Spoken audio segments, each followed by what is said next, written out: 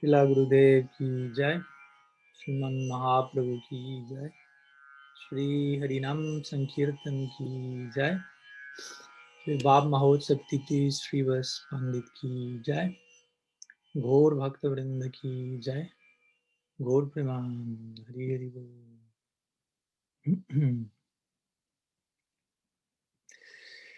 Bien, entonces, buenas tardes a todos, bienvenidos, Pranam, y saludos a cada uno de ustedes, donde quiera que se encuentren el día de hoy. Estamos retomando nuestro ciclo de preguntas y respuestas de todos los domingos. Y bueno, ya tenemos una cantidad de algunas preguntas, al menos en la sección del chat aquí. Por lo que vamos a continuar, a comenzar más bien con algunas de ellas. Veremos hasta dónde llegamos. Bien. Entonces, primera pregunta aquí de Martín. Dice: hace un tiempo que estoy meditando acerca de la envidia. ¿Podría dar algunas ideas acerca de cómo se genera, de dónde surge, cómo identificarla, dada su sutileza, y cómo trascenderla? Bien, entonces sería la primera pregunta. Algunas reflexiones acerca de la cualidad de la envidia, la cual, de acuerdo a la opinión de nuestros acharyas, es básicamente la cualidad más que más se contrapone o que más contradice el espíritu de la devoción, básicamente. El ideal que anhelamos alcanzar en el marco del Bhakti, si tendríamos que expresar su antítesis de una forma u otra, generalmente nuestros acharyas han dicho envidia. Esa es una buena forma de ilustrar lo que es el exacto opuesto del espíritu devocional, básicamente, ¿no?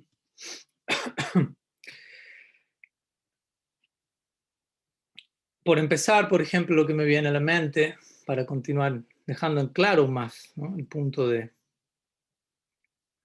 la envidia, es, por ejemplo, el Bhagavatam, Srimad Bhagavatam, en su mismo inicio, Vastu Nirdesh Loka, segundo verso del Bhagavatam, el cual básicamente define de qué va a tratar la obra. En este verso, segundo verso, Dharma Proita Kaita Botra Paramonir Matsaranam Satam Vedyam Vishtavam Atravastu Shivanam Tapantraya Mulanam Srimad Bhagavate Mahamunikite Krim Maparerishvara Sadyo Hridya Varudyate Takriti Vishusrusvis Takshanat.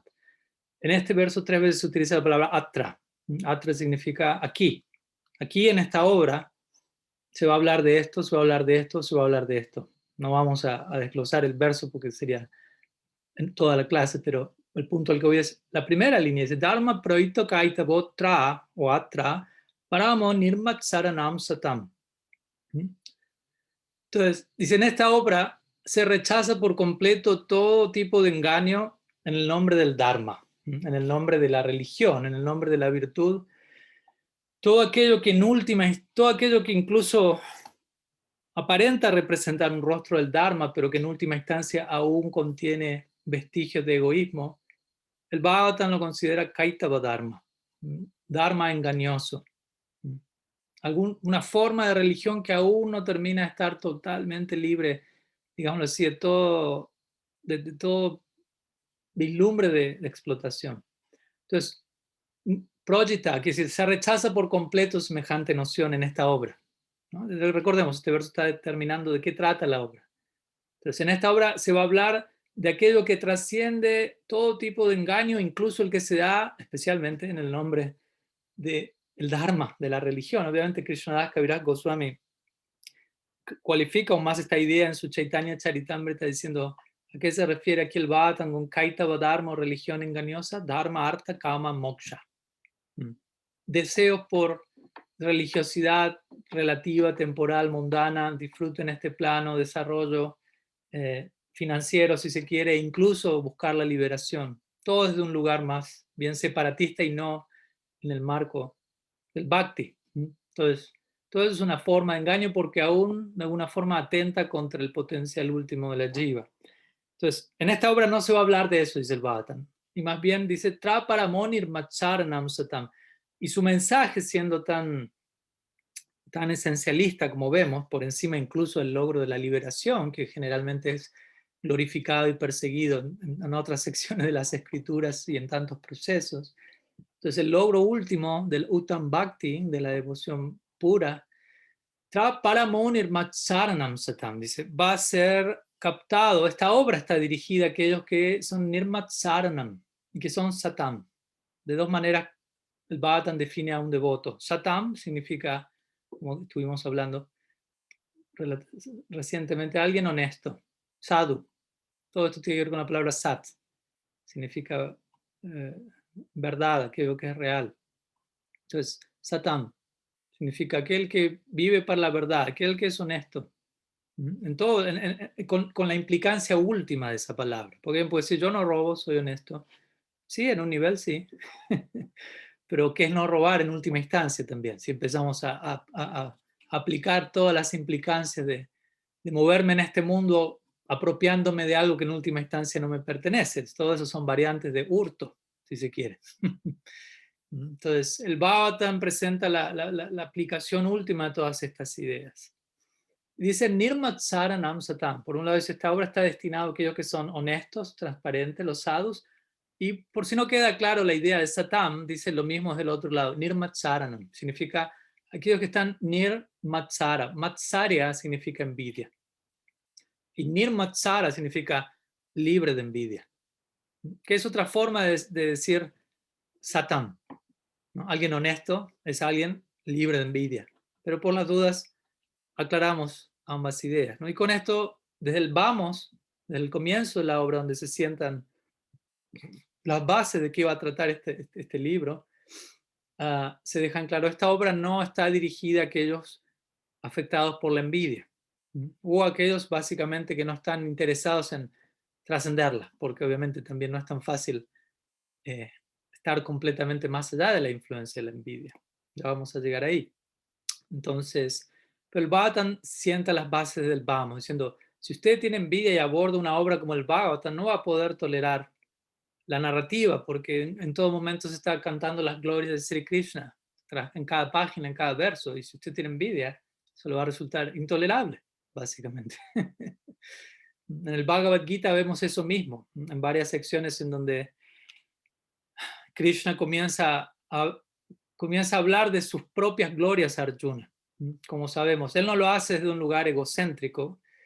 Él al comienzo del Bhagavad Gita no habla acerca de sí mismo, habla más bien acerca del alma, de qué tan increíble es el alma, etc. Pero luego a la hora de hablar del Bhakti, Krishna tiene que hablar de sí mismo, ya que él es Vishaya Lambana. Él es el objeto perfecto de la devoción. Por lo tanto, a la hora de hablar de la devoción, naturalmente hay que hablar del objeto de la devoción. Porque si no aclaramos eso, uno puede pensar, no, yo tengo devoción por mi país, por mi familia, por mi equipo de fútbol, tengo bhakti. Pero el punto es, dependiendo cuál es el objeto del bhakti, ahí vamos a determinar qué tipo de bhakti estamos hablando. El sujeto del bhakti, el objeto del bhakti, el receptáculo y hacia dónde va dirigido el bhakti. Entonces, a la hora de Krishna hablar del bhakti puro, él tiene que determinar quién es el objeto perfecto del bhakti puro. Y bueno, es él. Por lo tanto, él no tiene otra oportunidad, otra salida más que tener que hablar de sí mismo dentro del marco de describir el objeto perfecto del bhakti. Y allí él comienza a describir todas sus glorias, todas sus opulencias, todos sus vibhutis y como todas las diferentes manifestaciones más fabulosas de la creación. Aquello que más se resalta en cada aspecto de la creación de la naturaleza representa una chispa del esplendor de Krishna. Y el punto que se menciona aquí es que Arjuna, pese a escuchar todo ello, en ningún momento él se cansa de escuchar estas descripciones. Más bien él le solicita a Krishna, continúa, lo cual indica su ausencia de envidia, nirmatsarya, nuevamente. Porque el envidioso no podría tolerar que una persona continuamente le esté diciendo a él, yo soy esto y esto emana de mí y todo es una chispa de mi esplendor, etc. La envidia no podría tolerar algo así. Entonces, eso demuestra cuál es el adhikar de Arjuna. Él es un devoto puro, completamente libre de envidia, lo cual le permite a él recibir la plenitud de Krishna y todo lo que Krishna implica sin ningún tipo de rechazo en ninguna etapa. Entonces la misma idea, como digo, se traslada al Bhagavatam, la secuela natural del Gita, en donde desde el vamos se dice esta obra no está dirigida a alguien con envidia, porque aquí se va a hablar acerca de los atributos de Bhagavan, de sus glorias y de una vida de bhakti puro a los pies de semejante personalidad. Entonces para alguien envidioso eso sería intolerable. Obviamente en el Bhagavatam mismo hay historias de personalidades que tienen envidia de Krishna, básicamente. Y justamente eso indica también qué tan indeseable yo es, cuál es el destino de esas personas. Entonces la envidia, como digo, es algo que se opone al espíritu ideal de la devoción. Narottam Das Thakur, cuando él describe, a veces la envidia es agrupada junto con otros 5 vicios: Kama, Krodha, Lobha, Mada, Moha, Matsarya. Kama, lujuria, deseo; Krodha, ira; Kama, Krodha, Lobha, codicia; Mada significa ilusión, o orgullo, digámoslo así, orgullo; Moha, ilusión; y Matsarya, envidia, al final de todas. En este caso, sí, se describe la última como la más grave de todas. Hay como una secuencia allí presente. Y Narottam Das Thakur, si no me falla la memoria, en Supremo Bhakti Chandrika, él describe cómo él va a ocupar a cada uno de estos vicios en el servicio de Krishna. Kama significa intenso deseo, voy a desarrollar intenso deseo por Krishna. Krodha, ira, voy a enojarme, voy a dirigir mi ira en la forma de enojarme con las tendencias que se oponen a Krishna dentro de mí, por decirlo de alguna manera. Todo esto de manera saludable, por favor, entiéndanlo, ¿no? Lobha, codicia, voy a desarrollar un intenso laulyam lobha en el sendero de Raga Bhakti. Y así, ¿no? Etcétera, etcétera, etcétera. Pero cuando él llega a Matsarya, él dice, aquí no sé cómo aplicar esto en el Bhakti. No encuentro manera en que este vicio sea canalizado de manera como diciendo, esto es tan negativo y opuesto que no hay forma de transformarlo en esa dirección, ¿no? Por eso también en varias ocasiones las escrituras mencionan cómo relacionarse con diversas personas, ¿no? Con Bhagavan, con los Vaishnavas, con las almas Bhadajivas inocentes que no conocen a Krishna, y con aquellos que son envidiosos, como presentándolos como una categoría aparte, como otra especie.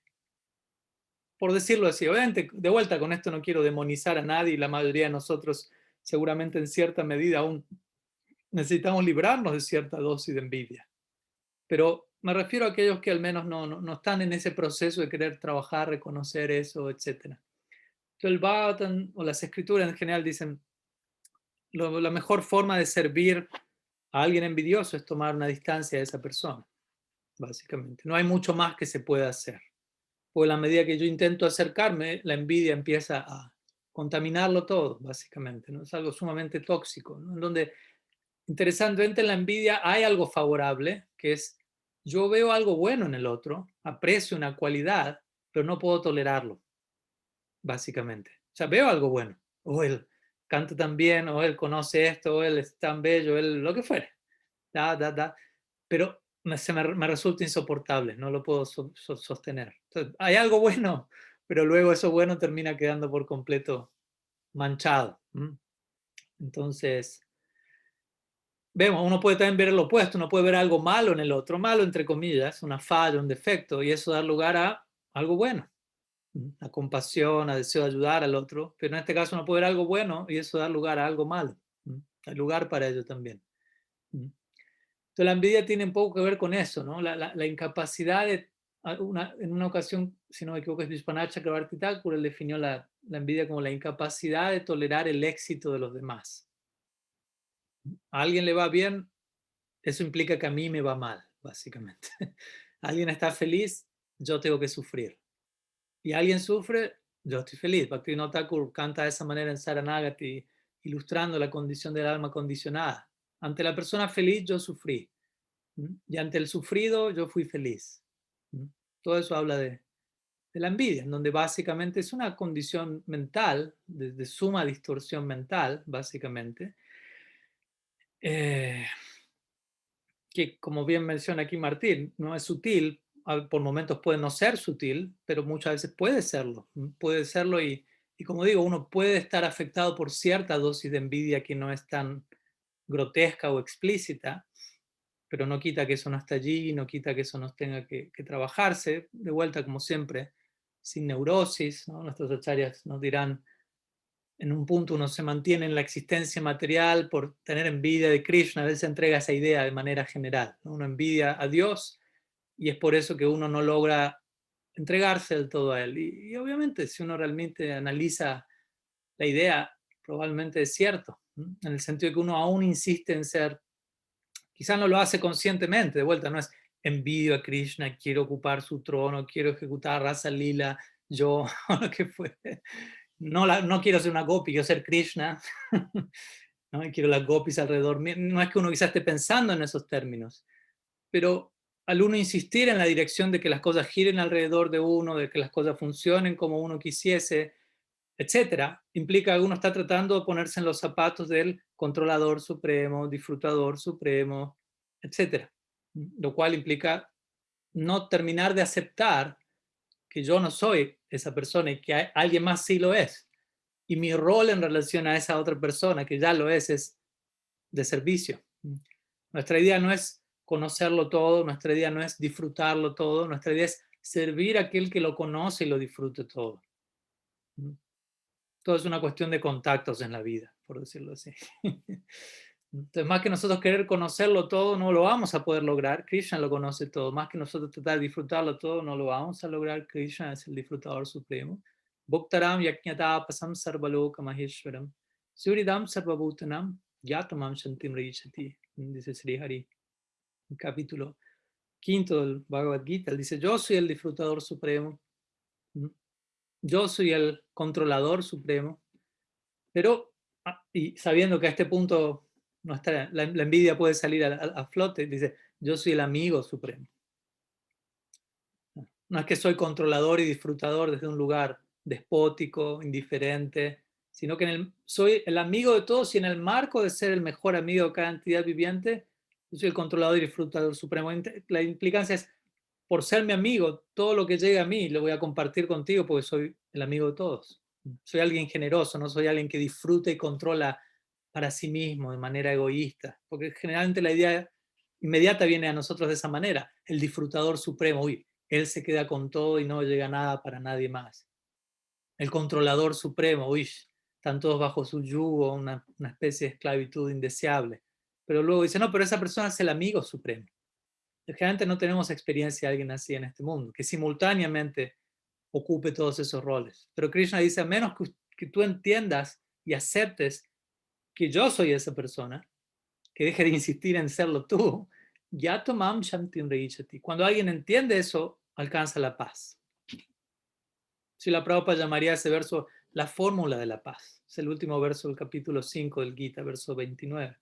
Gyatamam, aquel que me conoce a mí, de esa manera, shantim reichati, alcanza shanti, alcanza la paz. Verdadera paz mental, porque básicamente la paz es una condición mental, lo que no está en paz se encuentra en nuestra mente. Encontrar la paz significa aceptar estos hechos, lo cual, como digo, es la mejor forma de superar la envidia, básicamente, ¿no? O sea, primeramente, obviamente, hay que estar abierto a la posibilidad, probablemente hay envidia en mí, y luego empezar a gradualmente ir descubriendo sus diversas facciones, que básicamente tienen que ver con esta idea, en donde continuamente me estoy comparando, estoy básicamente sintiendo la necesidad de que el otro sea menos para yo ser más. O sea, continuamente mi situación depende de los demás en ese sentido. De los demás en un sentido no saludable, porque hay una forma en que mi vida dependa de los demás sanamente. La hay, o sea, somos seres dependientes. Pero la envidia representa un modelo sumamente tóxico de depender de lo que el otro hace y en base a lo que el otro hace estoy bien o no, pero de la forma distorsionada, básicamente. O sea, porque no hay problema si yo me alegro cuando el otro está feliz y si el otro sufre, yo sufro compasivamente con el otro. En ese sentido, lo que yo experimento depende del otro, pero de manera alineada con lo que es saludable. Pero la envidia presenta exactamente el modelo opuesto, desvirtuado, distorsionado. Entonces, es importante tratar de tener presente que probablemente eso se encuentra arraigado en un nivel o en otro, e irlo trabajando sanamente y profundizando en esta idea, ¿no? Del controlador supremo, del disfrutador supremo y del amigo supremo. Y comenzar a verlo todo y a todos en ese marco, ¿no? en esa ecuación ligada a ese amigo supremo. No hay competencia, no hay enemigos, no hay necesidad de atacar, ni de ver que me están atacando, ni sentir que al otro, necesito que el otro le vaya mal para que a mí me vaya bien. Todo eso habla más que nada de, ¿cómo decirlo?, de una evasión total de la propia responsabilidad de uno en la vida, ¿no? Porque si yo digo, para estar feliz necesito que a todos ustedes les vaya mal, básicamente estoy diciendo, no me estoy queriendo hacer cargo de nada en mi vida, ¿no? Y es completamente evasivo, hipócrita en otras palabras, ¿no? Es una forma de hipocresía suprema. Sí, bueno, algunas ideas podríamos continuar, pero hay varias preguntas, así que espero que algo de ello sume. Bueno, tenemos una pregunta de Braya Hari, de Colombia. Dice así. El 12 de diciembre del 2020, en una sesión de preguntas y respuestas en el marco de las relaciones entre practicantes de diferentes senderos espirituales, Srila Bhaktivedanta Tripurari Maharaj ha mencionado que cierto nivel de camaradería se puede llegar a lograr con practicantes de otras escuelas de pensamiento y ha mencionado que los Mayavadis prestan una ayuda intentando establecer que la conciencia no proviene de la materia. No estoy seguro si él habrá usado la expresión Mayavadi, pero bueno, se entiende el punto igual. Por otro lado, Sri Gauranga, en el Chaitanya Charitamrita, Madhya Lila, capítulo 17, verso 2.19, ha dicho sobre Prakasananda Saraswati: los impersonalistas Mayavadis son grandes ofensores contra el Señor Krishna, por eso solamente dicen las palabras Brahman, Atma y Chaitanya. Entiendo que esta ofensa es por considerar la forma, nombre y pasatiempo de Krishna como ilusorios. Un practicante dentro del Gaudiya Vaishnavismo podría aspirar también a cierta camaradería con los impersonalistas, y si hay tiempo, ¿qué aparadas por parte de practicantes de otros senderos e incluso de miembros dentro del mismo Raga Marga son aquellas que nos obligarían a evitar tal asociación?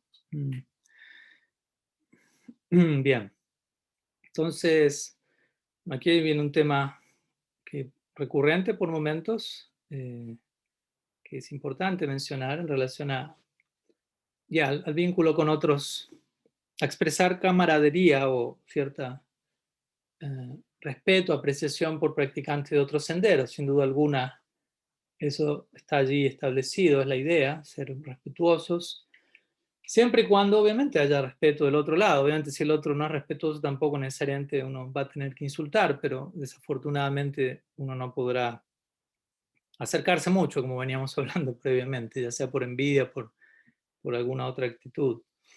Pero el verdadero intercambio entre diferentes practicantes debería existir la posibilidad de ello, porque básicamente debería ser un síntoma natural de su propia práctica. Si cada practicante está llevando su sendero correctamente, el fruto natural de una práctica correcta es que no voy a tener problema de interactuar con alguien de otra práctica, básicamente. Al menos en cierto nivel eso va a darse naturalmente.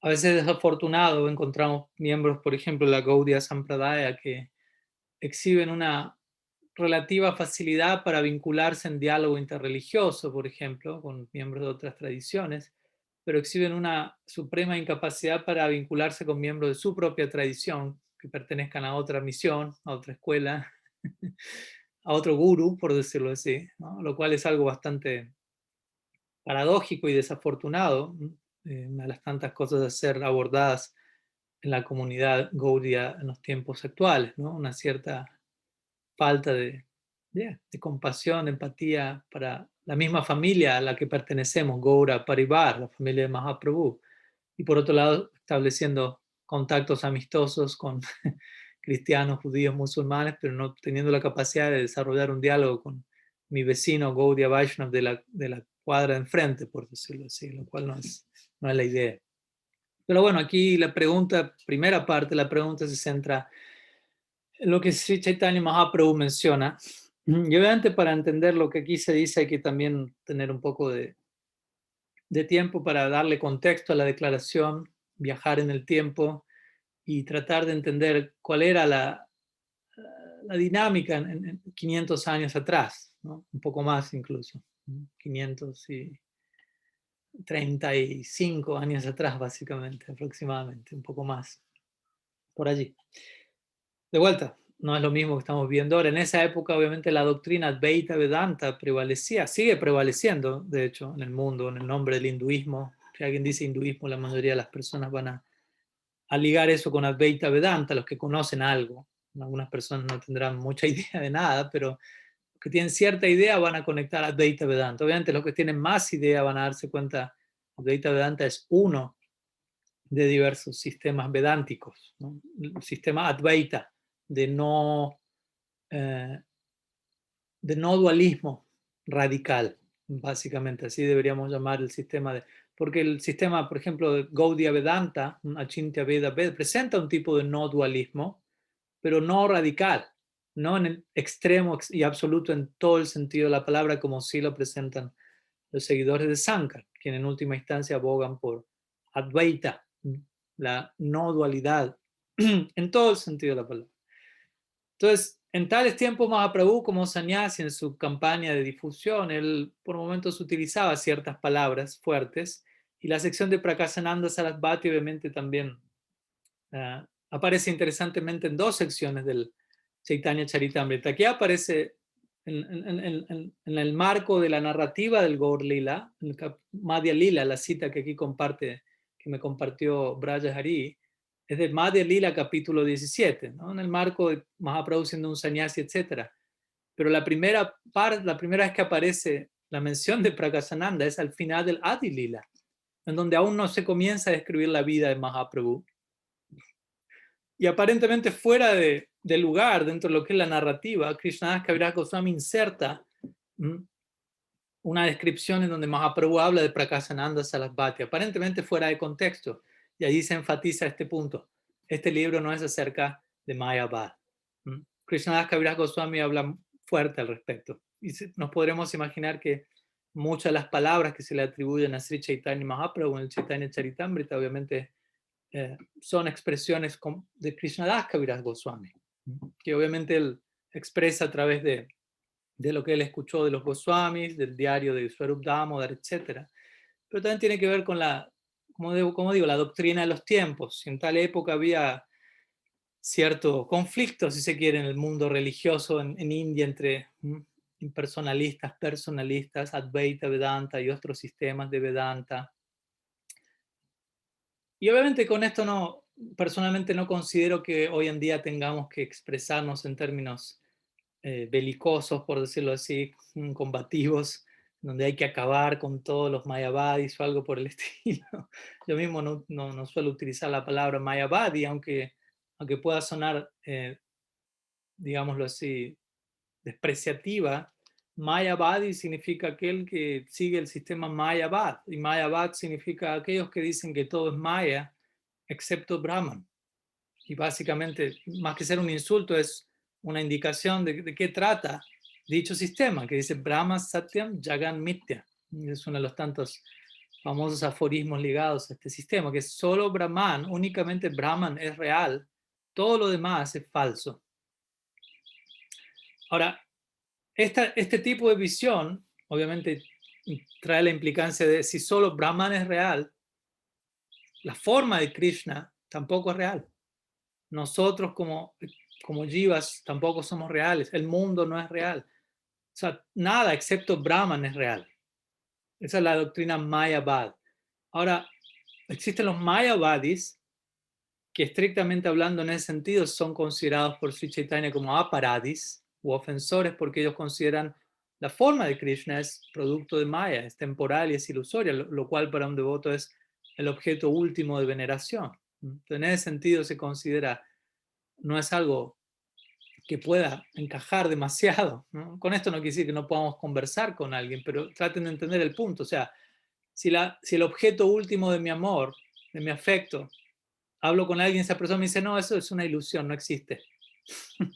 ¿Hasta qué punto yo puedo ahondar en un diálogo, en un vínculo con alguien que va a decirme, aquello que para ti es lo más adorable, para mí es una fantasmagoría, básicamente? Esa es básicamente la postura Mayavad. También existe la doctrina de los Brahmavadis. Está el Mayavadi y el Brahmavadi. ¿Qué es un Brahmavadi? Un Brahmavadi es aquel que aspira a fundirse en Brahman, lo que se conoce como Brahma Sayuja, pero que no considera que la forma de Bhagavan es temporal o ilusoria. Algo diferente. Simplemente tiene esa inclinación por determinados samskaras recibidos. Su meta es Brahma Sayuja. Pero está de acuerdo esa persona en que existe Paramatma, existe Bhagavan de manera eterna, quien quieren pueden relacionarse con sus aspectos, etc. En ese marco no vamos a expresarnos en términos de aparado, por decirlo así. Porque esas personas no están diciendo la forma de Bhagavan es falsa. Están simplemente diciendo no estoy inclinado en esa dirección. Estoy inclinado en la dirección de Brahma Sayuja, lo cual es un tipo de mukti que es válido, es aceptado en el Shastra, no es que es algo que no existe. Uno puede aspirar a entrar en Brahman y permanecer allí por la eternidad. Entonces, no necesariamente eso es algo ofensivo, por decirlo así. Obviamente para un Vaishnava eso es supremamente indeseable debido a que eso no permite una noción de individualidad y un intercambio en términos de bhakti con el absoluto. Pero más allá de la preferencia subjetiva de uno y declaraciones que se hacen en las escrituras devocionales al respecto, alguien puede dirigirse en esa dirección. Entonces, yendo un poco a la pregunta de Braya Harid, estableciendo esa idea, uno puede exhibir cierta camaradería con impersonalistas. Obviamente no estoy con esto diciendo hay que ser diplomático ni superficial, pero obviamente entendamos que a la hora de exponer nuestras respectivas visiones metafísicas, vamos a encontrar un abismo, básicamente. Aunque externamente parece ser que estamos muy de acuerdo en muchas cosas, ¿no? En elementos básicos, como se menciona aquí, la diferencia entre atma, alma, ¿no? y materia. Principios como el karma, la reencarnación, samsara. Hasta ahí podemos hablar en términos similares, ¿no? Ciertos principios en la práctica de este plano, desapego, etc. Pero al mismo tiempo no es lo mismo, ¿no? A la hora de hablar de nuestra meta es completamente básica, no quiero decir diametralmente opuesta, pero es considerablemente diferente, ¿no? He tenido yo personalmente varias experiencias donde me encontraba exponiendo nuestra filosofía y en la audiencia había seguidores de Sankaracharya, ¿no? Y básicamente ellos no podían tolerar lo que escuchaban, por decirlo así, ¿no? Entonces al final de la exposición necesitaban presentar su doctrina y tratar de refutar mis puntos, y que no hay problema, hay lugar para el debate. Eso es parte de la historia. Hemos visto en nuestros mismos Goswamis, ellos continuamente están refutando esta filosofía en sus escritos de manera sistemática, pero hay una forma de hacer eso, no de manera emocional, apasionada, violenta, sino siguiendo el sistema vedántico clásico, Vishaya, Samsaya, Purvapaksha, Siddhanta y Sangati.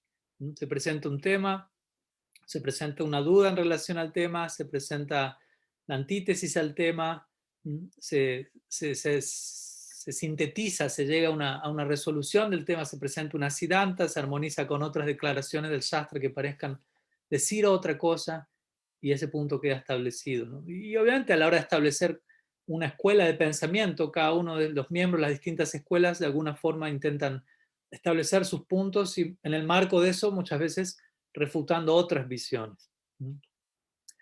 Y esto existe desde siempre, por decirlo así, en relación a la visión impersonalista y personalista, y probablemente así siga existiendo, porque de vuelta es una visión, una diferencia de visión muy radical en cuanto a la naturaleza de las cosas. Básicamente ellos dicen, todo lo que usted cree que es real no existe, es falso en verdad. No solo el alma individual, no solo el mundo material, no solo estos Shakti de Bhagavan, Maya Shakti, Tatastha Shakti, pero incluso Bhagavan, Vrindavan, bhakti, todo eso es algo descartable en un punto. Quizás uno lo utiliza durante un tiempo para alcanzar la meta última de Brahma Sayuja, pero una vez que uno se acerca a esa realización, todo eso es descartable, lo cual, de vuelta, para un Vaishnava eso es... Desde ahí ellos se han expresado, eso es ofensivo, pero personalmente no considero que uno tenga que militar, por decirlo así, públicamente y atacar, etc. Uno puede tener un diálogo amable, caballeresco, y obviamente no quiere decir que uno no tenga nada que aprender de esas personas en cierto nivel, cierto nivel. Pero en el nivel en el que ya la visión de la meta última difiere considerablemente, ahí ya necesitamos, digámoslo así, afianzarnos y afiliarnos fuertemente a nuestra escuela, porque no podemos ya aprender de todos todo. No, no es posible. Yo puedo leer a un autor de Advaita Vedanta, como lo he hecho, yo puedo leer a alguien cristiano que tiene una inclinación de Advaita Vedanta sin que sea un seguidor de Advaita Vedanta, pero hay varios místicos cristianos que su noción es más impersonal, y no quiere decir que no pueda inspirarme con ellos en ciertos niveles, en donde ciertos elementos de su práctica, de su mensaje, pueden ser incorporados en mi doctrina, pero cuando el aspecto de diferenciación en cuanto a meta última surge, allí debemos tener en claro cuál es nuestro sendero, porque si no uno empieza a querer tomar mucho de todas partes y no hay nada definido, básicamente. Entonces, desde ese lugar, uno teniendo eso en claro, uno estableciendo, como dicen en inglés, buenos cercos hacen buenos vecinos, por decirlo así. Entonces uno establece debidamente, ¿no?, las diferencias, los lugares de cada cual, y desde allí nos relacionamos hasta donde se puede. Tampoco puedo pretender relacionarme con un aspirante a Brahman de la misma manera que me voy a relacionar con alguien que aspira a mi misma meta. Es entendible, ¿no? Así que algunas ideas al respecto, ¿no?, que podemos llevar a cabo. Y personalmente, como digo, tratemos de cuidarnos de no atacar en exceso a tales practicantes. A veces terminamos demonizando a seguidores de otras doctrinas, y eso termina siendo más una muestra de nuestro fanatismo, porque también puede pasar eso. En el nombre de glorificar el bhakti, terminamos más bien mostrando nuestra incapacidad de apreciar algo en el otro y de glorificar nuestro bhakti sin necesidad de atacar a otros, porque también es un punto. Tiene que tener la capacidad de exponer positivamente las virtudes del sendero de uno sin necesidad de estar condenando lo que todos los demás están haciendo. Y en un comienzo a veces esa posibilidad no está. Necesito incluir a alguien en la crítica, necesito demonizar a alguien. Como dice el dicho, la fe débil requiere un enemigo. Para justificar mi propia fe, necesito destronar la fe de alguien más. En un comienzo, y eso habla más de mi fe que de la del otro, básicamente.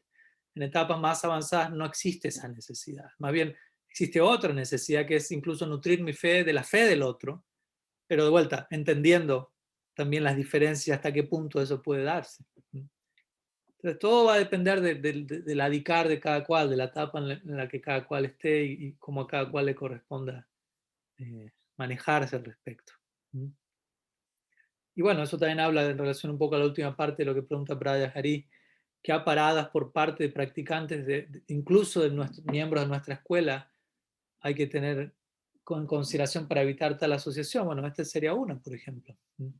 Si miembros de mi propia escuela necesitan continuamente estar criticando a otros de otras tradiciones, o como dije, incluso de otras familias Gaudiya Vaishnavas, como dije al comienzo, existe mucho de eso, desafortunadamente. Entonces eso muestra, no necesariamente debo criticar ni demonizar a esa persona, pero sí entender que por el momento, desafortunadamente, hay un límite en términos de cuánto puedo beneficiarme de esa asociación, de cuánto puedo asociarme con esa persona, porque llega un punto en donde el sectarismo no va a permitir más, y eso puede estar en uno, obviamente, no estemos tanto más ansiosos de pensar en términos de alguien más y yo no tengo eso, porque en gran parte eso puede estar en nosotros. Debemos analizarnos profundamente qué nivel de tolerancia religiosa tengo, qué capacidad de acomodar diferencias tengo, fuera de mi sendero, dentro de mi sendero. Y es importante exponernos a los vínculos, a las interacciones, para ponernos a prueba a ese respecto, ¿no? Como alguien una vez dijo, si quieres, para salir de la comunidad, para salir de la comodidad, sométete a la comunidad, ¿no? Como diciendo, la interacción con otros te va a sacar de la zona de confort, sin duda alguna. Entonces, es importante en un nivel sostenible ponernos a prueba. ¿Por qué? Porque nuestra meta última es plenamente comunitaria. Vrindavan es una comunidad. No vamos a estar aislados en nuestro cuarto con nuestro Istadev y nadie más, sino que es continuo intercambio y bueno, tenemos que entender cuáles son los códigos de tal intercambio. Entonces, todo eso está siendo ensayado, practicado desde aquí. Bien, seguimos.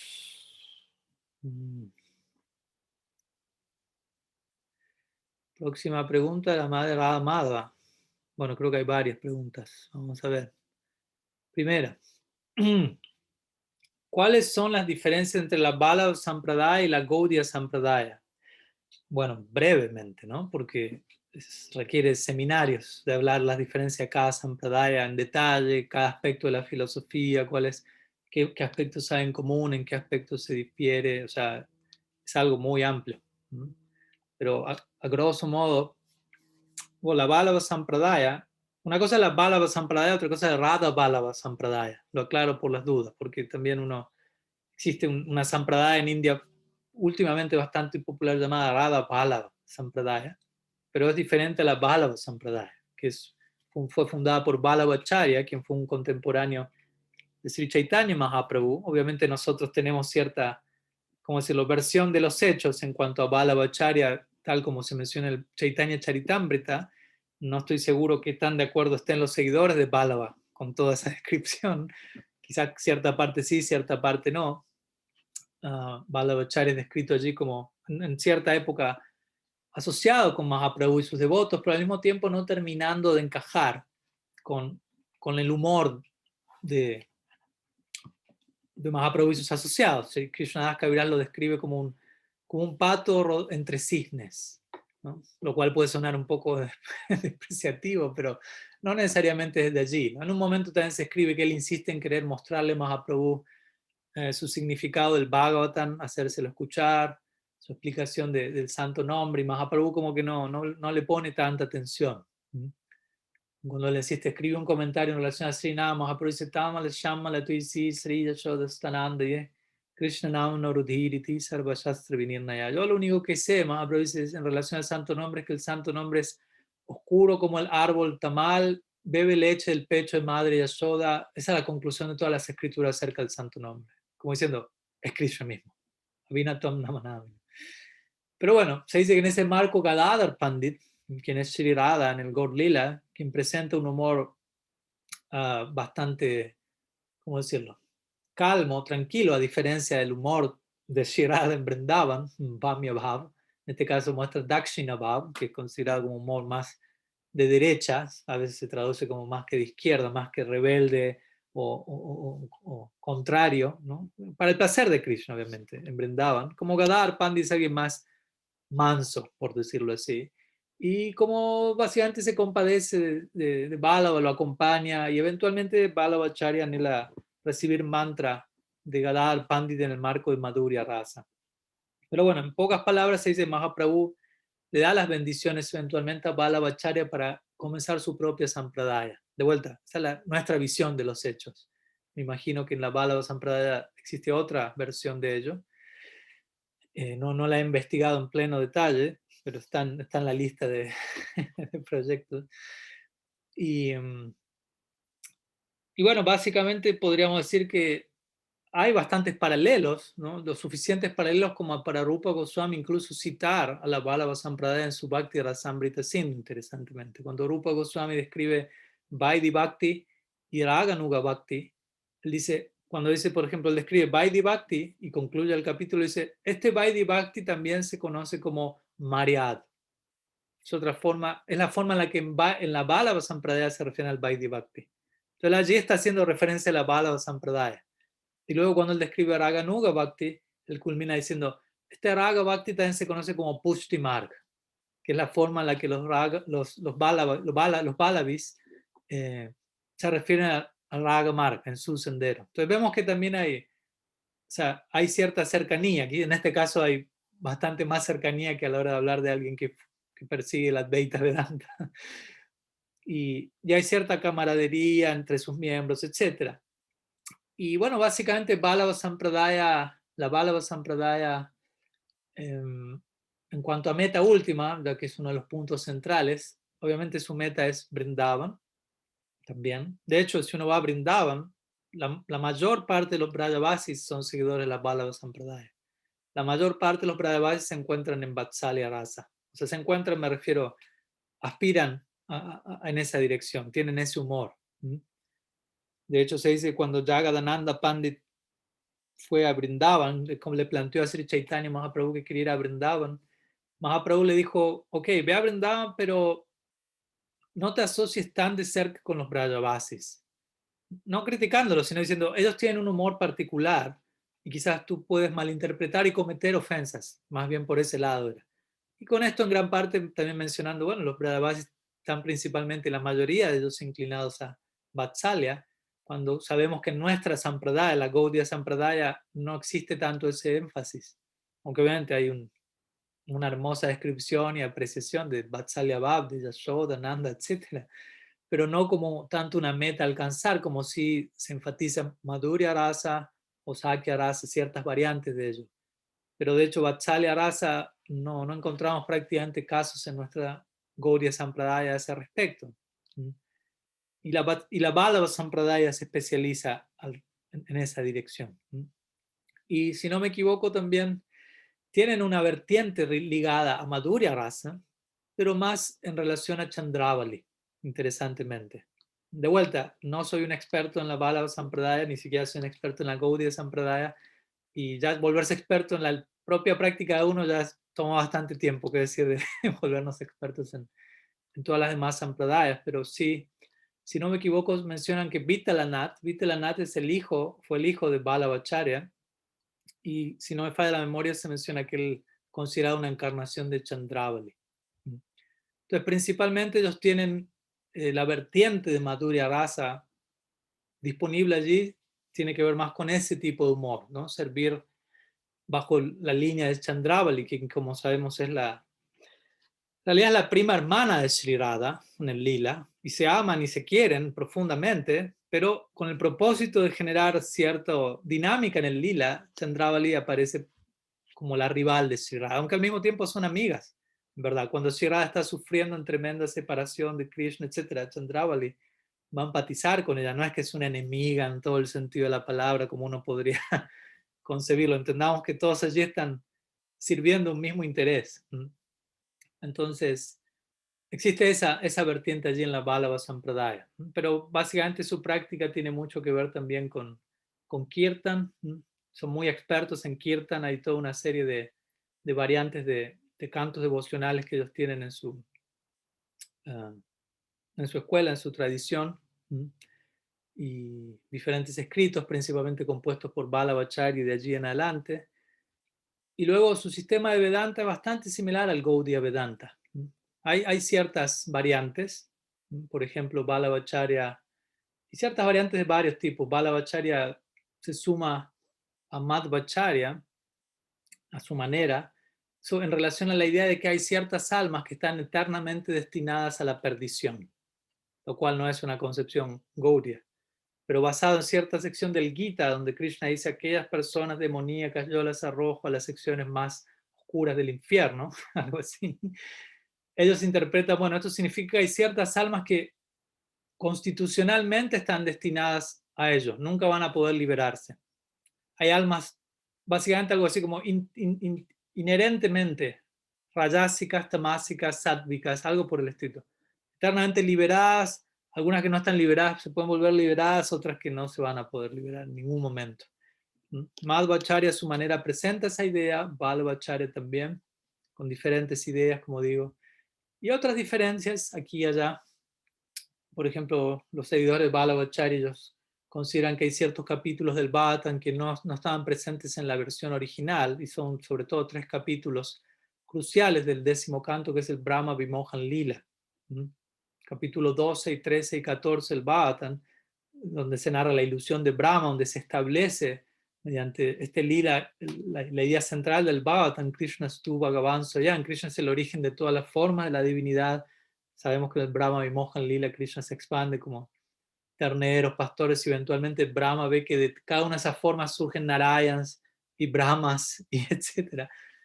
Balabhacharya considera que esa sección está introducida luego del tiempo, que no es original, por ciertas razones. Madhvacharya de la misma manera. Entonces, como digo, hay ciertas diferencias, obviamente no tan abismales como en relación a los seguidores de Sankaracharya, pero bueno, algunas ideas. Como digo, entrar en detalle con cada aspecto de la filosofía, hacer un paralelo requeriría un estudio aparte que, bueno, quizás veremos con el tiempo, eventualmente se pueda dar algo de eso. Continuamos, a ver. Segunda pregunta de la Madhava Madhava. ¿Cuál o cuáles son las diferencias entre Dhira Lalita Krishna y Dhira Prasanta Krishna? Bien. Bueno, esto ya entramos en una descripción más bien técnica que entregada por Srila Rupa Goswami. Srila Rupa Goswami en su Bhakti Rasamrita Sindhu, siguiendo el Natya Shastra de Bharat Muni, aunque consideramos nosotros que más bien el seguimiento sea a la inversa, pero bueno, es otro tema, recurriendo al lenguaje del drama, de la estética, lo que es la antigua India, él presenta a Krishna como el objeto perfecto de amor, el objeto perfecto de rasa, Akila Rasamrita Murti. Y en el marco de hacer eso, él comienza a analizar las diferentes cualidades de Krishna y la psicología de Krishna y la personalidad de Krishna. Y en el marco de establecer eso, en el marco de establecer como Krishna es la perfección, si se quiere, última del absoluto, él presenta a Krishna de vuelta en términos de drama, de una pieza teatral, en relación a, ¿cómo decirlo? La concepción de Nayaka. Nayaka significa héroe. Entonces, en la obra teatral hay un héroe y hay una heroína, Nayika. La heroína es Shirada, el héroe es Sri Krishna.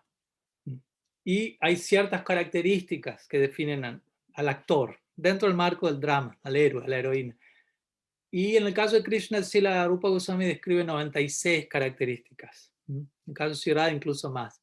Y hay toda una subdivisión que se da. Y para ello, el primero establece una división cuádruple, que es hablar de Krishna en términos de ser el ser Dhira Lalita, Dhira Prasanta, y luego Dhiro Dhata y Dhiro Dhata. Suenan parecidas ambas palabras, pero hay una D extra y una A más larga. De estas 4 divisiones hay subdivisiones y así sucesivamente se generan 96 variedades de héroes dentro de lo que es la personalidad de Krishna. Entonces aquí se está preguntando, como digo, es un tema también muy extenso para desglosar cada una de las cualidades en detalle, pero se encuentra en el Bhakti Rasamrita Sindhu. Si alguien está interesado en ahondar más en ello, después me pueden recordar y les puedo compartir la sección exacta. Y bueno, la pregunta principal aquí es en relación a 2 de estas variantes, Dhira Prashanta y Dhira Lalita. Entonces, ¿qué significa esto? Me imagino, no sé si sospecho bien o mal, pero quizás la madre pregunta en base a algo que mi Guru Maharaj menciona en la introducción a su Bhagavad Gita al respecto, ¿o no? Bien.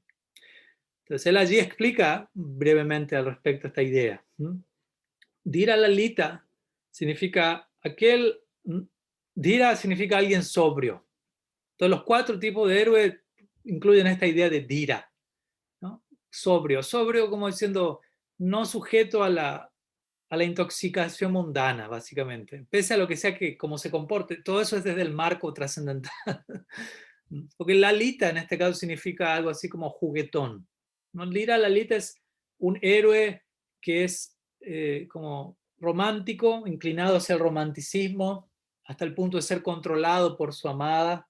Todo esto está hablando de Krishna en relación a Shirada. Especialmente Lalita Krishna es el Krishna de Vrindavan, para que queden claros. El Krishna de Braj, que la Gaudiya Sampradaya, a la cual en relación a quien la Gaudiya Sampradaya apunta, es Lalita Krishna, ¿no? Alguien, un romántico empedernido, podríamos decirlo de alguna manera, ¿no? Alguien perdidamente abocado al romanticismo, pero vuelta, dira, ¿no? Con una dosis de sobriedad, no en el marco mundano, ¿no? Quien es pícaro, quien es bromista, quien juega con su amada, quien es controlado por la fuerza de ella, todo lo que tiene que ver con ese lado de la personalidad de uno, digámoslo así. Dira Lalita Krishna. Estoy resumiendo, como menciono, porque bueno, hay varias preguntas. Y luego Dira Prashanta Krishna, en este caso, y esto se encuentra en Krishna también, ese es el punto interesante, que todas estas facetas tienen que ver con la misma persona, pero obviamente en diferentes modelos, si se quieren, diferentes entornos. Tenemos a Krishna en Vrindavan, Dira Lalita Krishna. A medida que Krishna sale de Vrindavan, allí nos vamos a encontrar con, digámoslo así, otro Krishna. Y con esto se muestra que Krishna es la fuente trascendental de todas las posibilidades, alguien totalmente multifacético, si se quiere, básicamente. Entonces, Dira Prashanta, básicamente se refiere a alguien sobrio, en este sentido, y mucho más sobrio, digámoslo así, que cualquier otro de los Dira, Dira Data, Dira Lelita, ¿no? Dira Prashanta significa alguien, Prashanta, la palabra también lo indica. Shanti, como dijimos, significa pacífico. Shanta significa alguien con paz. Shanti es paz, Shanta es pacífico. Entonces, Prashanta es alguien, pra es muy, ¿no? Alguien muy pacífico, muy estable, muy considerado, muy sobrio. Alguien que tolera, alguien que perdona, por decirlo de alguna manera. Lo cual es más bien el humor de Krishna al él no estar tanto en Vrindavan, básicamente, sino al él encontrarse, por ejemplo, en lugares como Mathura y Dwarka más aún, ¿no? En la medida en que se incrementa la dosis de Aishwarya, Krishna responde a ese entorno. Por ejemplo, un clásico ejemplo es Krishna en el Bhagavad Gita. El Krishna que habla el Bhagavad Gita en Kurukshetra es Dira Prasanta Krishna, no es Dira Lalita Krishna.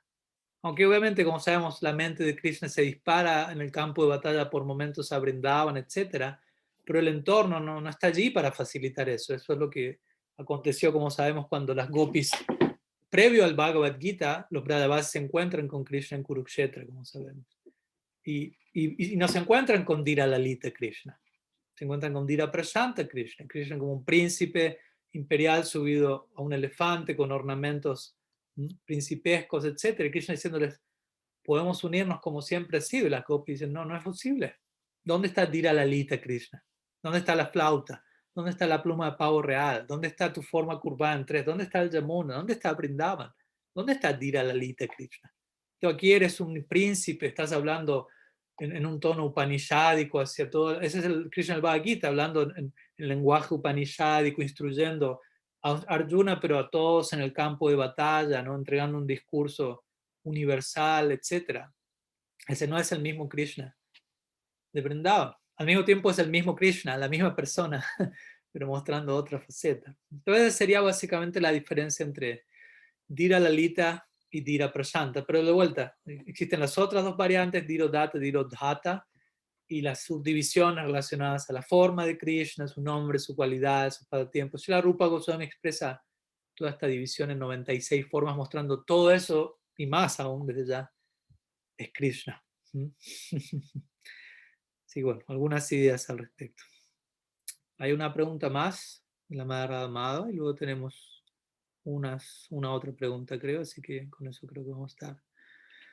Dice, si puede por favor exponer un poco aquello de que Krishna nunca sale de Vrindavan y sin embargo, como una expansión, narra el Bhagavad Gita, es decir, también cómo se mantuvo presente en Braj sin que las gopis y otros habitantes supieran y aún así él está también en separación de ellos. Hay que esperar a las próximas clases de Brahmar Gita, Madre Amada. Ahí vamos a ir develando todo ello. Pero bueno, vamos a dar un tráiler al respecto, breve. Porque de vuelta, todo eso se va a estar desplegando en estas secciones que estamos estudiando en los días sábados. En realidad es un tema complejo, no es algo que podemos concebir así fácilmente, porque uno puede decir, bueno, Krishna quedó en Vrindavan, inmanifiesto, oculto, digámoslo así, y él en su forma original y en su forma expandida, si se quiere, él salió de Vrindavan y ejecutó pasatiempos, Mathura, Dwarka. Sí, en un nivel esa es la explicación, pero como vamos a ver a partir de la próxima clase, del Brahmar Gita, vamos a ver que cuando eventualmente Krishna se queda un tiempo más en Mathura, en la forma en la que expandida, en la que salió a Mathura, y Nanda Maharaj y demás Brajavasis regresan a Vrindavan, se dice que en realidad Krishna permanece en esa forma Mathura, pero en otra forma él regresa con Nanda Maharaj, regresa, aunque al mismo tiempo nunca salió de allí, y al mismo tiempo en otra forma permanece en Mathura. Entonces, el punto es que empezamos a encontrar más de una o dos formas. En paralelo hay varias manifestaciones, varios prakash, se menciona a veces, como varias portales dentro de la experiencia de Vrindavan. Eso va a quedar aún más en claro, yo creo, en la siguiente clase, no en la próxima, sino en la otra, en la tercera, cuando Uddhava va a Vrindavan. Cuando Uddhava llega a Vrindavan, enviado por Krishna como mensajero, ahí vamos a ver cómo el Bhagavatam mismo describe que el primer darshan que Uddhava recibe es Krishna no está en Vrindavan, de acuerdo a la narrativa del Bhagavatam, pero él ve a todo Vrindavan sumergido en dicha, en felicidad, tal como cuando Krishna está allí, todos brillantes, cantando, glorificando. Se dice que Krishna le quiso mostrar a Uddhava primero ese darshan, y él le entrega esa visión de Vrindavan. Luego de que Uddhava contempla eso, esa visión se repliega y Uddhava contempla el Vrindavan en separación de Krishna, donde todo está descuidado, desatendido, todos los Brajavasis están ayunando al borde de la muerte en separación de Krishna, etc. Y ahí eso es lo que él ve cuando él entra al palacio. Nanda Maharaj conversa toda la noche con Nanda Yashoda, y cuando termina toda esa conversación en la noche, al día siguiente en la mañana, cuando Uddhava va a ejecutar sus rituales matutinos, nuevamente él comienza a contemplar el Vrindavan en unión con Krishna, ¿no? Y luego nuevamente vuelve a contemplar. Entonces, de esa manera se dice que existen esas dos plataformas existiendo simultáneamente, especialmente en el Prakat Lila, ¿no? Aunque en un sentido hay separación y eso parece ser algo patético y trágico, recordemos, es sumamente extático e instructivo para nosotros. En otra plataforma, como digo, Krishna nunca sale de Vrindavan y se mantiene asociando con los Brajavasis. Hasta un punto podemos concebirlo, ¿no?, dentro de nuestra experiencia actual, pero esa es la revelación que nos regalan nuestros acharyas. El resto es seguir abocándonos a nuestro vayan y eventualmente todo eso podrá ser mejor y mejor, más y más acomodado dentro de nosotros. Pero bueno, un tráiler, como digo. Yo creo que en las próximas clases el Brahmar Gita, al describir esto en mayor detalle, ojalá todo eso ayude a poderlo concebir dentro de lo que es concebible, ¿no? La manera de concebir estos temas es a través de la revelación, a través del Shastra.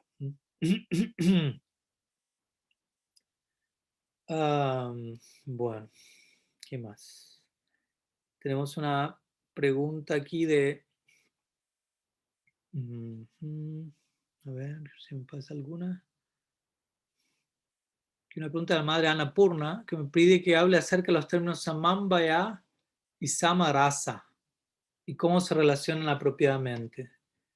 Pues me gustaría, madre, si me puede primero aclarar a qué se refiere con tales términos, porque de vuelta un término sánscrito puede significar tantas cosas, y dependiendo del contexto, en el marco en el que usted los encontró, eso ayudaría a la hora de responder. Entonces, si me puede aclarar eso en el mensaje, y yo continúo con la siguiente pregunta por mientras. Aquí alguien, Martín, antes de ir a la pregunta, Martín me dice, ¿podría escribir cómo se escribe? No sé qué cosa, cómo se escribe, porque acabo de leer esto quizás 10 minutos tarde. No estoy siguiendo el chat en detalle, así que si alguien después me quieres aclarar qué cosa, cómo se escribe, y ahí respondemos. Por mientras vamos a la pregunta de la madre Mahapriya de México.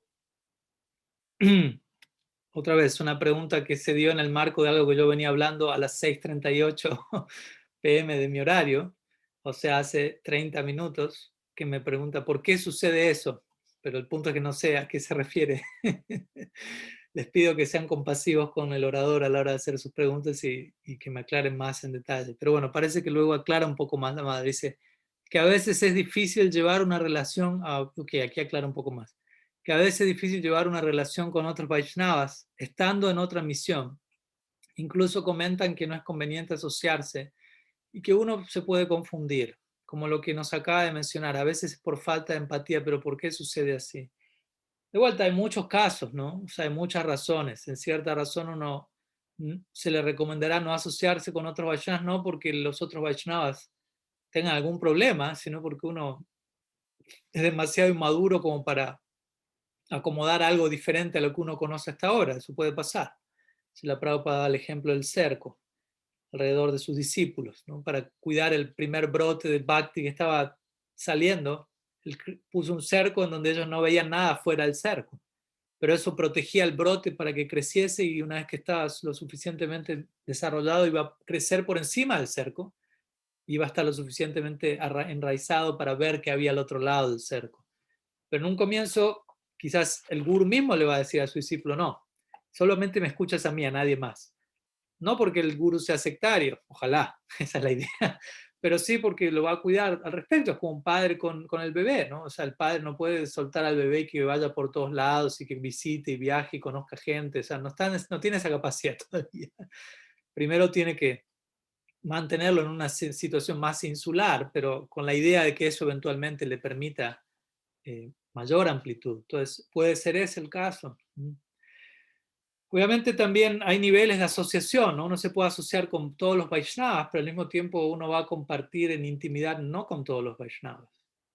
Y no por despreciar a nadie, sino simplemente que hay ciertos elementos en común que hacen a la humor en particular de uno que va a ser posible compartirlo con algunos pocos Vaishnavas. Quizás contados con los dedos de una mano. Compartir en profunda, extrema intimidad. Primero, por empezar, hay que ver qué tan uno está dispuesto a eso. ¿No?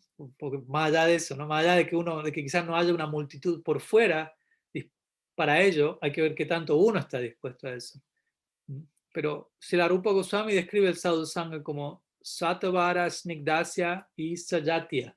Sayatya significa nuestro sadhu sangha de ser con miembros de nuestra misma, de una mentalidad similar, de una naturaleza similar, una especie similar. De vuelta, podemos asociarnos con todos los Vaishnavas, con Vaishnavas de otras sampradayas, con miembros de otras religiones, pero asociarnos profundamente, en confianza, de manera a nutrir nuestro ideal en común, eso ya se va a dar de manera más específica, exclusiva, si se quiere. Entonces él dice, tales devotos tienen que ser de una naturaleza similar, de una afinidad similar, afectuosos con uno, avanzados. En ese marco uno puede ahondar y tocar ciertos temas. Mahaprabhu mismo da ese ejemplo. Él tenía, sus Antaranga Bhaktas no eran muchos, sus devotos más íntimos o con quienes él hablaba ciertos temas como Rasa Kata. Se habla de 4 devotos con quienes Mahaprabhu compartía ellos únicamente. Como dando a entender este punto, ¿no? O sea, ciertas cosas uno no las va a poder compartir con todos. Y no es un problema, ¿no? Es algo natural que se va a dar de esa forma.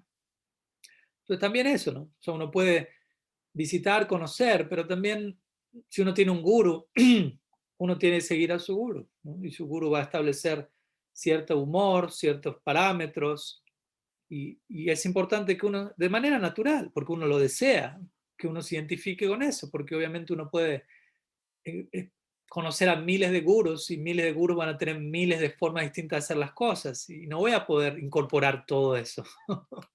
Porque no, como dice el dicho, el que mucho abarca, poco aprieta, no termino de comprometerme en ninguna dirección. Entonces, obviamente en un comienzo hay lugar para la duda, hay lugar para uno explorar, por decirlo así, conocer modalidades, personalidades, es entendible, uno no se puede obligar a entregarse en una dirección sin estar determinado a ello, sin darse la oportunidad de conocer, pero el punto es que llega un punto en donde uno tiene que decidirse, ok, me entrego en esta dirección. O sea, voluntariamente, nadie me va a obligar ni decir cuándo va a ser ese día, pero llega un punto en donde necesariamente necesitamos volcar nuestra atención en una dirección y embebernos y nutrirnos de lo que venga de ese intercambio. Y obviamente podemos, como digo, conocer a otros sadhus, etcétera, pero mi referente central va a ser en una dirección, porque si no, de tanto conocer y de tanta variedad, yo puedo incluso quedar confundido. Krishna dice el Bhagavad Gita, uno puede terminar dudando de varias cosas por no tener la capacidad de lidiar y por no estar lo suficientemente comprometido en una dirección. Entonces, como digo, hay un espacio inicial para dudar, para conocer, pero una vez que uno siente un llamado en una dirección, siente que que Krishna está llamando en una dirección puntual, ya, es elegir ese sendero y entregarse en esa dirección. Y entender que voy a intentar, ¿cómo decirlo?, tallar mi identidad última en el marco de ese refugio, de esa influencia. Y en el marco de eso, obviamente, conozco otras misiones, conozco otros sadhus, y tomo elementos, me inspiro, nadie está diciendo que no, pero mi compromiso central está en una dirección en particular. Porque si no terminamos, como digo, inspirándonos tanto con tantos, que al final de cuentas no nos comprometemos en ninguna dirección en particular, ¿no? Eso puede pasar en el nombre de ser amplios. Varias veces hay personas que me dicen, no, yo no me quiero terminar de decidir en la dirección del Gaudiya Vedanta o de lo que fuere, porque no quiero perderme todo lo que los demás senderos tienen para ofrecer. Pero el punto es que por tomar esa postura tampoco estoy beneficiándome del todo de ningún sendero. Solamente estoy conociendo todo en un nivel superficial, pero no termino de ahondar en ninguna dirección, porque para ahondar en una dirección no puedo ahondar en todas las direcciones al mismo tiempo. Y en última instancia la vida y la existencia es específica, es en una dirección marcada, no es que yo voy a poder, no sé, tengo que decidirme. El punto es, no puedo relacionarme con Krishna en Vatsalya Rasa, en Sakya Rasa, en Dasya Rasa, en Aishwarya Rasa, en todo al mismo tiempo, porque no me quiero perder de nada. ¿Me explico? O sea, no termino de hacer ninguna de esas cosas. Entonces llega un punto, de vuelta, puedo dudar en un momento, puedo analizar, pensar, pero llega un punto en donde si siento un llamado, y obviamente sabemos que existe ese momento en donde llega el llamado, y luego es, ¿cómo decirlo? Luego responder a ese llamado y mantenerlos fieles a ese llamado, porque también van a venir pruebas para testear nuestra respuesta al llamado. El llamado pudo haber llegado en un momento y lo sentimos de manera única, innegable, pero luego en nuestro intento por devolver el abrazo, por decirlo así, responder a ese llamado y acrecentar el vínculo con eso, en el paso del tiempo, obviamente pueden venir pruebas, pueden venir dudas, pero de vuelta, las dudas son bienvenidas siempre y cuando nutran la determinación que ya tomamos en relación a ese llamado innegable, que fue innegable y sigue siendo innegable. No debemos dejar que las dudas que vengan luego incluso nos lleven a cuestionar ese llamado. Porque ese llamado, como digo, tiene que ser lo suficientemente claro como para decir, me entrego por completo en esta dirección. Si yo no siento eso, no debería hacer ese ejercicio de entrega en esa medida, porque va a ser insostenible. Pero si llegó ese impacto, y entiendo que llegó por una determinada asociación, por una determinada disposición de mi parte, naturalmente voy a concluir que si me mantengo en esa asociación con la debida disposición, ese llamado va a seguir acrecentándose con el tiempo. No es que va a desaparecer o algo por el estilo. Quizá vengan pruebas, pero todas esas pruebas van a venir para seguir ayudando a refinar, a destilar, ¿no?, mi respuesta a ese llamado, etc. Entonces, desde ahí, ¿no?, algunas palabras al respecto. Bien. Ok, entonces Martín dice que ya encontró la expresión. Eh, la analogía del aeropuerto. No entiendo eso. Ah, una analogía que yo di eventualmente, de que uno llega al aeropuerto, pero hay que subirse a un avión.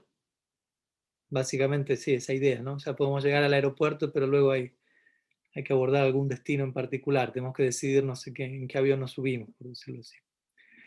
Y bueno, la madre Annapurna me dice que los términos tienen que ver en relación a la armonía. Encontré un artículo que habla de armonía real y aparente. Me parece que está relacionado con lo que acaba de volver a comentar y algo de lo que vive actualmente nuestra Sampradaya. Preferiría, sinceramente, madre Annapurna, leer el artículo y ver qué se dice, en qué términos, porque como digo, estos términos a veces pueden expresar desde tantos lugares que quizás digo algo y no era el marco actual. Entonces prefiero en ese caso eh, tratar de llegar a obviamente pocas palabras, algo que puedo decir, sobre todo Samambaya, Samarasa, no recuerdo tanto esa expresión, aunque Sama generalmente significa igual, ¿no? Igual, ecuanimidad, igualdad. Rasa sabemos qué significa, aunque como digo, Sama, Rasa, habría que ver en el marco en el que se presenta qué significa, y Samambayat es un término que aparece también en el Vedanta Sutra, cuarto sutra del Vedanta, dice Tattu Samambaya. Tatusama. El primer sutra dice Tato Brahma Jignasa, el segundo dice Janmadiya Syajata, el tercero dice Shastra Jonitvat, y el cuarto dice Tatusama Ambaya. Entonces, ahora es hora de indagar acerca de Brahman. ¿Qué es Brahman? Brahman es aquello a partir de lo cual todo emana. ¿Cómo puedo llegar a conocer de Brahman? A través del Shastra, es el vientre que da conocimiento acerca del absoluto. Y Tatu Shamanbayat significa, ok, yo voy al Shastra, al mensaje revelado para conocer acerca del absoluto, pero allí encuentro, como diría Silasya Maharaj, una jungla de sonidos. Todo un mundo de directivas que aparentan estar recomendando diferentes cosas. Entonces, Tatu Shamanbayat significa, no, debidamente comprendido se va a entender que todo lo que el Shastra dice apunta en una misma dirección. Entonces, la idea de Samambhaya tiene que ver con esto, con la idea de armonía, si se quiere, de síntesis en relación a, pese a que el Shastra parezca estar hablando de distintas cosas, estrictamente hablando está apuntando a una misma cosa. A veces hablará de eso de manera directa, de manera indirecta, comparando, contrastando con otras propuestas, pero el foco y el mensaje es unánime, si se quiere, unidireccional. Entonces, bueno, ahí me compartió el link, después con tiempo lo estaré chequeando. Pero básicamente eso es lo que puedo decir por el momento. Bien, si no me equivoco, no hay otra pregunta. Así que yo creo que podemos dejar por aquí. Ya prácticamente hemos estado compartiendo casi 1 hora y media, así que muchas gracias a todos por su tiempo, paciencia, preguntas, atención, práctica, sinceridad de siempre. Nos estamos viendo a más tardar el próximo domingo. Srila Gurudev ki jai, Sriman Mahaprabhu ki jai, Shri Harinam Sankirtan ki jai, Avirbhav Mahotsav Tithi Srivas Pandit ki jai, Gaur Bhakta Vrinda ki jai, Gaur Premanand Hari Bol. Vancha Kalpatarubhyascha Kripa Sindhubhyaiva cha Patitanam Pavanebhyo Vaishnavebhyo Namo Namah.